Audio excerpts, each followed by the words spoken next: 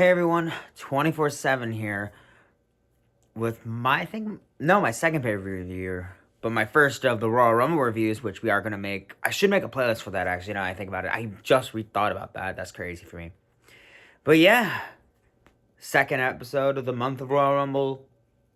Yeah, well, this is the first one. So yeah, very excited for the show. So we're doing something for the first time since our WrestleMania review. The first of the show. The first of the big four, I should say.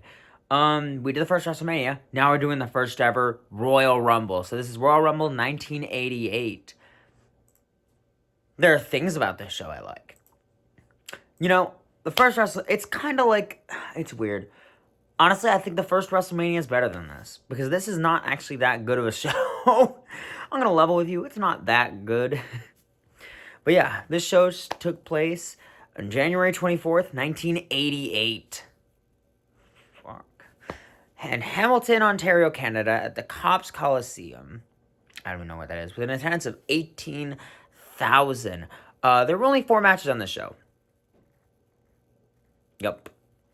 But yeah, this show, it was okay. So, this was actually the idea of Pat Patterson. Shocker, right? This show is interesting. It felt weird. Like, it felt like, I don't know, something was just off about this show. Like, it never really felt like, you know, a full pay-per-view. Sorry, one break. Yes, the cat wants attention, so. You're a good one, Bert. Yeah, sorry I have the mouse there, because I have my notes up here. Just so I can go through everything. Hi. Cat. But yeah, let's start with the opening match. So, great way to open the show. Ravishing Rick Rude versus Ricky the Dragon Steamboat. This match, I don't know if this was their first match against each other. It might have been, but I know they had great matches in WCW, and yeah, like this is a good match. It wasn't great, surprisingly. Then again, I never hear anyone talk about this match, so. Oh, really? Yeah, I didn't think it was that great either. Like, it's good.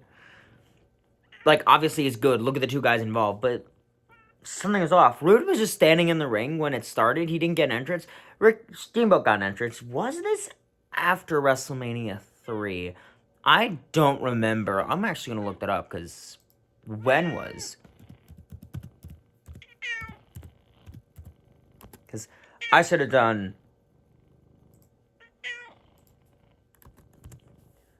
WrestleMania 3 was in night. Yeah, this was after WrestleMania 3. So Steamboat already had the Savage match almost a year before. Only, like, just about a year before. Really? Interesting. So this was before WrestleMania 4. That's right. Right. Yeah, nice arm drags.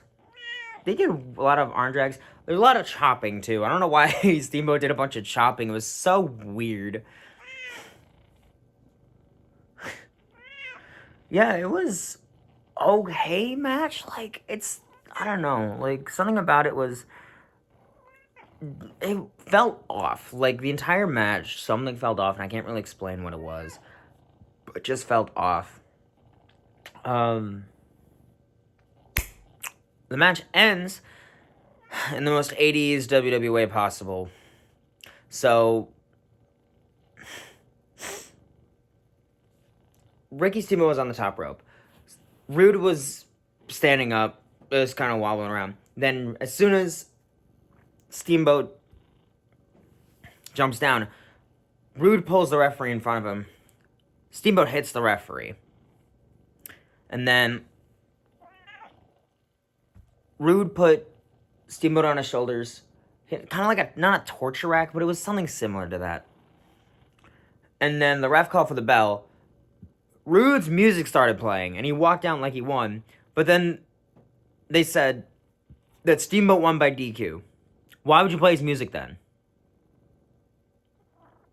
I don't know. It was just weird. Weird ending. It went just a little over 15 minutes. I'll give it 2 stars. It wasn't a bad match, but it just, I don't know, something was just kind of off about it, and I don't really know why. These guys would ought to go on to have better matches. But, yeah, this,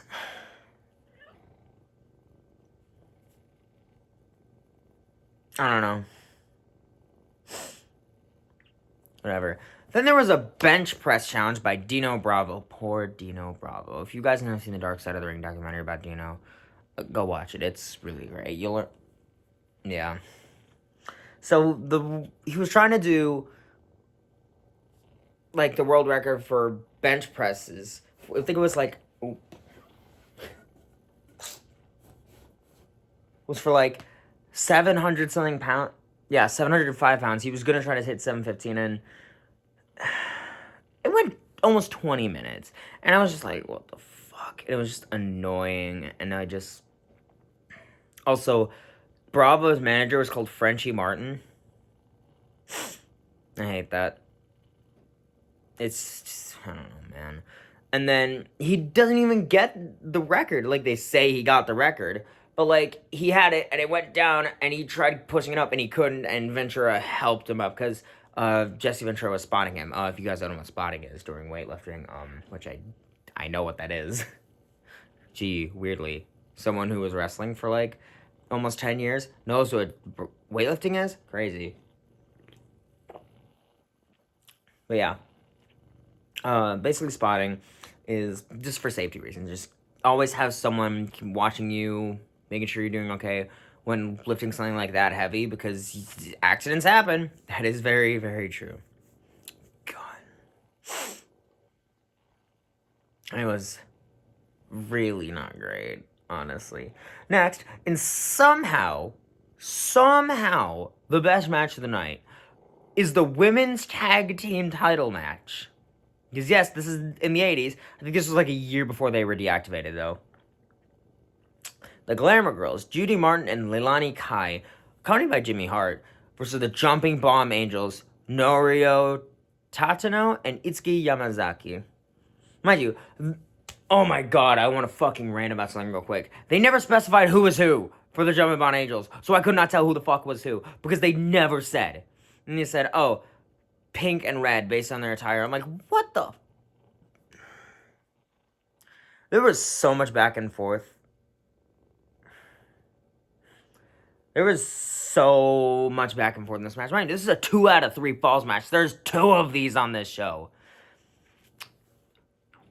Judy Martin is I don't feel it's hard, because I've seen very little of her stuff, but I know she's important. I just haven't seen enough to know. Leilani Kai was important. She was at the first WrestleMania. And God, she aged. God, in like what, 3-4 years? Not to be mean, but God. Like, and I feel bad because I know a lot of these women went through Moolah, and if you know anything about that, you understand why that's a bad thing. But yeah, this is the 80s, and I have to be nice. WWE didn't care about its women's division at the time. They didn't care about the women's division until like 2015, and that's just the that's just the honest to God truth. But the Jumping Bomb Angels weren't in WWE long, and they were wrestling in Japan. I think it was like they wrestled in all Japan. I'm almost positive they did, and they were great. Like, goddamn, they did. And there was at one point one of them broke out a move, and I was like, that's something Zack Sabre Jr. or Bryan Danielson would pull out.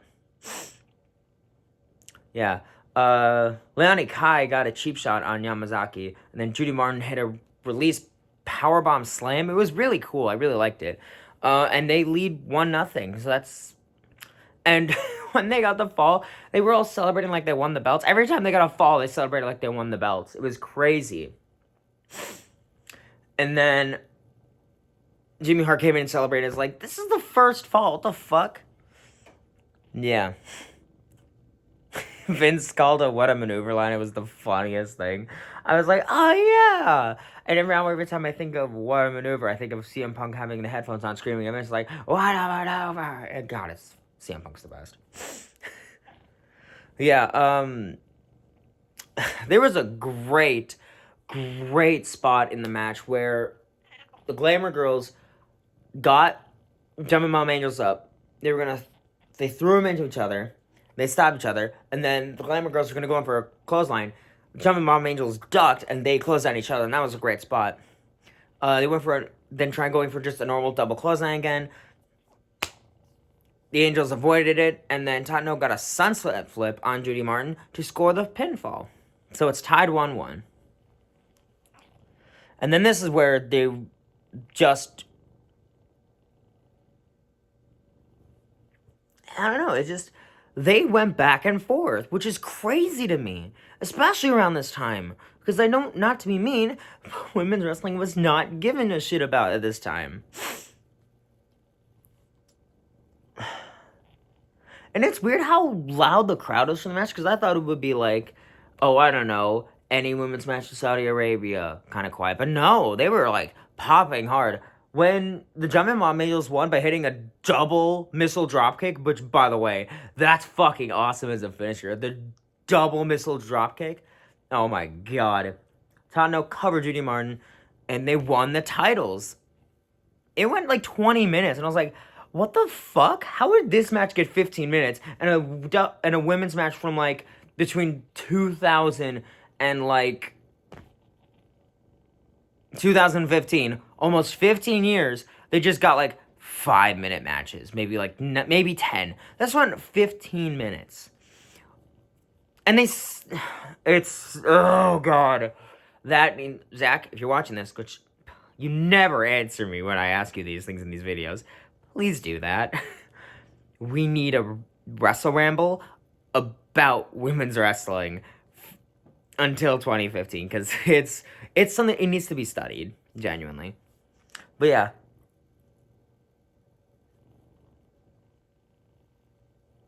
Yeah, like, and when they won the Jumpin' Mom Angels, the crowd fucking blew up. Like, it was crazy how big of a pop they got. But yeah, I'll give this match, I'll give it like 3.5 stars. This is actually like a really great match. For the time, I must stress. It was a little bit sloppy in points, but that was the style at the time. But yeah, this is like a genuinely like great match. Like, right in my notes, I was scrolling through my notes and I saw something right at the end, like the finish was botched. I'm like, oh, that's right, because when Judy Martin was pinned, she had her shoulder up, but the ref missed it. Yeah, Glamour Girls won the titles back in June 1988, but then the titles were deactivated in 1989. And were not brought back until 2019, so like 30 years? Yeah, 30 years. And then there was a contract signing on a pay-per-view where Ted DiBiase wanted to buy the WWE title from Hulk Hogan. Hogan said no, and then DiBiase had Andre saying he wanted Andre to give the title to him.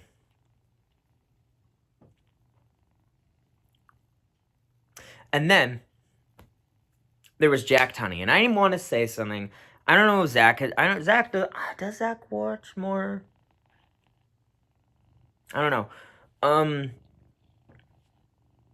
Jack Tunney is one of the most underrated authority figures in wrestling history, because he didn't show up often. He wasn't an on-screen character a lot of the time. He wasn't a focus. You didn't see him every week. You saw him when shit had to go down. Like when the title was vacated after this whole thing, when the contract signing between like Hogan and Warrior. Like, he showed up when he needed to, and that was it. He played it like a businessman, you know? Like, he played the WWF president. And that's awesome.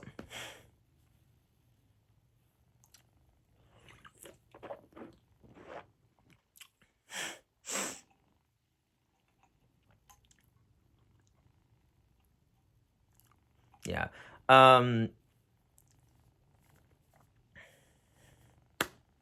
They signed a contract for a match at Saturday night's main event. I don't remember when the day was. But yeah, they were gonna have a match at the February 5th, 1988 on the main event. Not Saturday night's main event, the main event. And that was where Andre infamously beat Hogan for the title when Hogan's shoulder was up because of Dave Hebner, the evil referee thing, in which Andre gave the title to DiBiase. And that led to the WrestleMania 4 tournament, which if you've not watched the review for WrestleMania 4, go watch it. Go watch the review, and don't watch WrestleMania 4. It's terrible. I hate WrestleMania 4. But, yeah. Andre and Hogan beat the crap out of each other.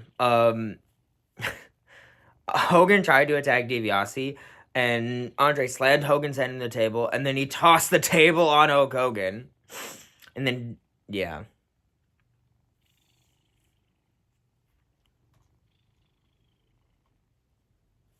Yeah, it sucks that Andre,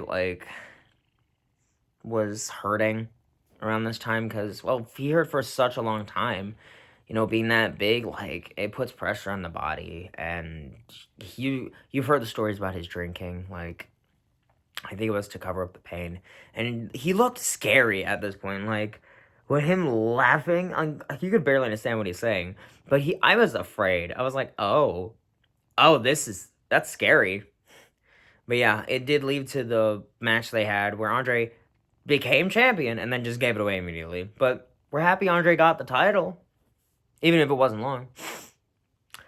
Next, the first ever Royal Rumble match. There were no entrances for the first two.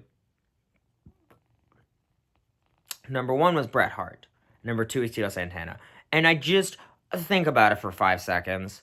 Obviously, they had a great opening minute. It was an opening minute because it was was it a minute or 2 minutes? I don't remember. But it was a 20-man Royal Rumble instead of the normal 30 because it was the first one. They did a weird televised one beforehand where what was this called? One Man Gang won that one, but he got to be in the final 2 of this one. And this thing, we'll get to this, but yeah, Bret Hart was the Iron Man.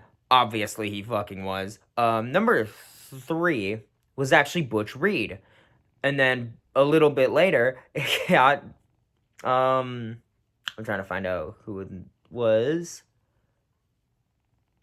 Yeah, the Natural Butch Reed. Yeah, number 4 was Jim Neidhart, who was Bret's partner in Hart Foundation. And then all 3 heels were beating up Tito, and Tito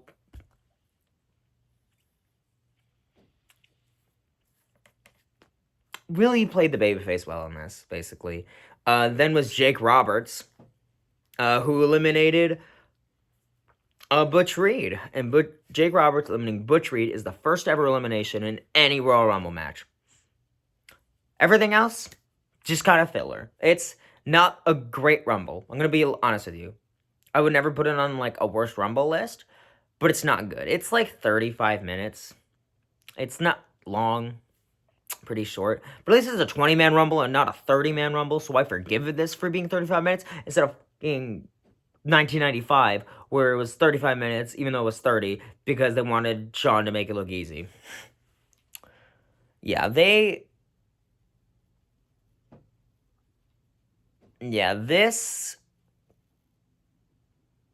was actually not good, actually. It just goes down to 4 guys. Don Morocco, One Man Gang, Jim Duggan, and Dino Bravo. So it's basically two babyfaces, Don Morocco and Duggan, against Bravo and One Man Gang.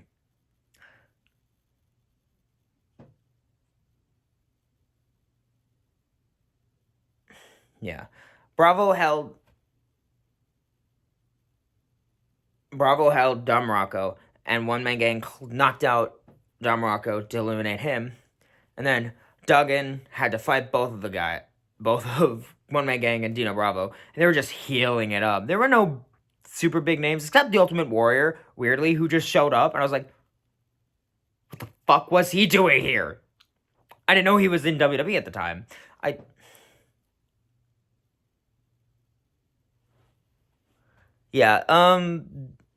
Dino Bravo got eliminated by One Man Gang on accident. And then the infamous ending where Duggan is just laying there, and then One Man Gang bounces off the ropes, gonna knock him down, pulls down the rope, wins the first ever Royal Rumble. And I bet you're wondering who this is. You've probably seen it in our matches before, but this is a 2x4 signed by Hacksaw Jim Duggan. And I wanted to show it off, and that's literally the only reason I reviewed this pay-per-view. You're welcome. Oh. Thumbnail. Ugh. But yeah. Yes. This match, not that good. It's hard to review a Royal Rumble. But, like, it's not good either. Like, it's short. It's 20 people. Not much happened. Nothing interesting happened. Bret was the Iron Man. Here, I have stats. Yeah, Bret Hart was the Iron Man at 25 minutes, so he was short by a little 10 minutes. One Man Gang had the most eliminations with 6. Jim Duggan won. Sorry about that, Dan. One Man Gang was the final. They were the final 2. I think they were a good final 2. Yeah. I don't have a favorite elimination. I guess my favorite one is the final one. Yeah. And then Hulk Hogan got interviewed by Craig DeGeorge. I don't know who that is. Like, I just know his face. Like, I can picture his face in my head right now. But I can't remember a fucking thing about him. Hogan did a promo. He did a Hulk Hogan promo. You know what it is. And weirdly, our main event is another 2 out of 3 falls tag team match as the Islanders, Haku and Tama, not Tama Tonga and not Tongaloa, just Tama, versus the Young Stallions, Paul Roma and Jim Powers. Yeah. Haku is Haku, and then Tama is the brother of Rikishi and Umaga. So, basically, this entire match was just the Islanders are going to kill you. Yeah.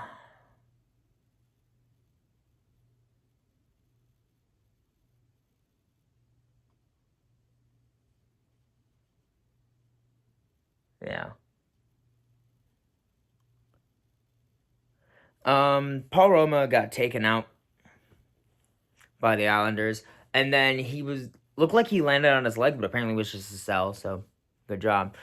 And then, after Islanders get a count out point, it goes to a fucking Andre the Giant and Ted DiBiase interview during the middle of the main event match.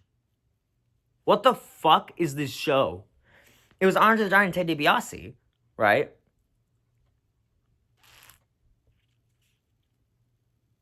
And then it went back to the match. Yeah, Roma then had his knee all taped up because they did it during the interview. Why did they do this? It was a fine interview, but why have the interview? Why not save it before the match? Do it after the Hogan promo. Yeah. Haku was just kicking the shit out of people. Tama hit a top rope splash on Roma's legs, really selling that. And then Haku hit a half crab submission on Paul Roma. And then he tapped out. The Islanders win 2-0. It wasn't great. It was fine. This was your main event, people. Oh yeah, I gave the Royal Rumble 3 stars, and I gave this one 2. Honestly, I didn't enjoy watching this show. I don't know if you can tell. It's nothing. The most interesting thing about this is the Rumble and the Jumping Bomb Angels match, because they're great. I wish I saw more of their stuff. I'm gonna go watch more of their stuff. Actually, I'm gonna do that right now after this match. After this, yeah. I give the show a 6. No, I'll give it a 5 out of 10 because it was boring. It was bad. Like, I don't even know. Like, I'm glad the Rumble's still a thing, but it would get progressively sometimes better. It's good now, except 2020, except for the like decade it wasn't, and then randomly in 2022. But besides that, the Royal Rumble's great. And you know what isn't a great Royal Rumble though? The next review. Zackinator will be reviewing Royal Rumble 2015. You know which one. He gets to talk about his boy. By God, that's the only good thing he gets to talk about on the entire fucking thing. For once, I'm not going to be the one ranting about Roman Reigns. I'm excited for that review. Oh my God, am I excited for that. Are you okay? I know, he's just scared of Royal Rumble 2015. So am I. And you guys are lucky I'm not reviewing that show because I would rant for it for literally an hour. Yeah, I hope you guys enjoyed this video. Hope you guys enjoyed that video. I'm very excited for that one. Yeah, the only reason I did this review because I wanted to show this off. But yeah. Thank you guys so much for watching. And I will see you guys with more awesome wrestling content. Thank you guys so much.